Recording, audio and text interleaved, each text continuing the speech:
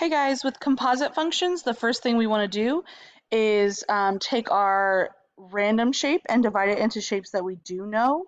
So the easiest way to do that is kind of look at it and say, what shapes can we get out of here? And if you look, if you draw a line right here, you can have a nice rectangle and you can also have a square.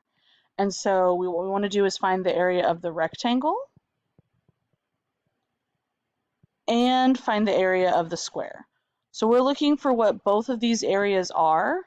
And with a rectangle, it's going to be your base times your height. And with a square, it is also your base times your height. So our two formulas will be base times height, and we're going to find the area of both things. With the rectangle, my base is 11. So I'm going to do 11 times my height of 4, and you get 44. For my square, my base is 5. And my height is also 5 because that's what makes it a square. The sides are the same. And you get 25. The way to get the whole shape though is you have to add those two together because we want the whole shaded area. So you're going to do 44 plus my 25 and you end up with 69, and we're going to do yards. And because it is an area, we're going to say that it is yards squared.